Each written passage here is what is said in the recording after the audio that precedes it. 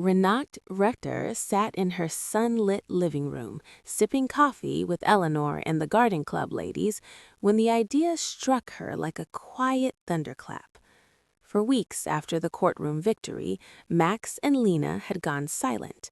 No calls, no drive-bys, no more desperate texts. She knew them too well. Silence from them meant scheming. One evening, her phone rang from an unknown number. It was Lena, voice soft and trembling. "Renate? Mom? We're so sorry. We were wrong. We miss you. Can we come over? Just to talk?"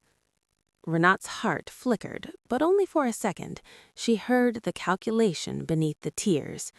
"Of course," she said sweetly. "I've missed you too." The reconciliation began slowly, carefully staged by Renate. First, a tearful dinner at her house. Max apologized with downcast eyes. Lena brought flowers and hugged her too tightly. Renate played the part perfectly, the forgiving, slightly frail mother who had come to her senses. She let them back in, inch by inch. "I've been thinking," she told them one night over dessert. "I'm not getting any younger. I want to make things easier for you both. You're my only family, after all." Their eyes lit up, subtle but unmistakable. Over the next months, Renate invited them to help with small decisions, choosing new curtains, reviewing her bank statements so they'd know where everything was. She complained about feeling overwhelmed, about forgetting little things. She let them see her will, the one that still named Max as sole heir to the house, the savings, the investments, everything worth over $400,000. Max started coming over twice a week. Lena offered to manage the bills.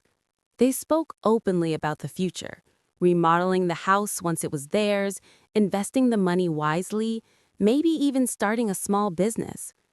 Renate nodded along, eyes misty with feigned gratitude. What they didn't know was that 3 weeks after that first reconciliation dinner, Renate had quietly met with Mr. Weber, her attorney. Together, they created an irrevocable living trust. Every asset, the house, the accounts, the investments, was transferred into it.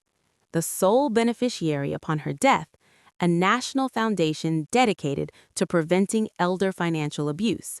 Not a penny to Max or Lena. The trust was ironclad, unbreakable even by court order. Renate kept the original, outdated will in her desk drawer, the one they'd seen, as bait. She watched them grow bolder. Max suggested hiring a financial advisor, for your protection, Mom. Lena mentioned power of attorney again, gently, just in case. Renate smiled and agreed to think about it. She even let them pay for a fancy estate planning lawyer consultation, using their own dwindling savings, of course. Months passed. Renate traveled to Italy with Eleanor, took art classes, hosted brunches. Max and Lena waited patiently, checking in often, bringing small gifts, counting down the years in their heads. One crisp autumn morning, at 74, Renate suffered a massive stroke. She lingered in the hospital for 2 days, surrounded by Eleanor, Cynthia, Maria, and the garden club women who had become her true family. Max and Lena arrived late, faces tight with barely concealed anticipation. Renate slipped away peacefully. At the reading of the will, Mr. Weber gathered everyone in his office. Max and Lena sat straight-backed, hands clasped. When Weber revealed the irrevocable trust and its beneficiary, the Elder Abuse Foundation, Lena let out a strangled sound. Max's face drained of color. "But the will," he stammered. "The will was superseded by the trust," Weber said calmly. "Your mother made these changes over a year ago. She left you both a letter." He handed them sealed envelopes. Inside, Renate's elegant handwriting. "My dears, you taught me a valuable lesson. Love should never be bought, and trust should never be exploited. I gave you everything I had, and you wanted more. My dignity, my freedom, my future. So I gave my future to those who truly need protection from people like you. I forgive you, but I will not fund you. Live honestly.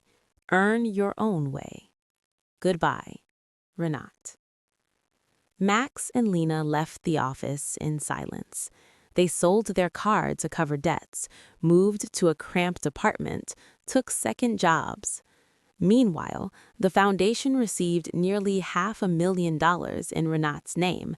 They established the Renate Richter Freedom Fund, helping hundreds of elderly victims escape financial abuse.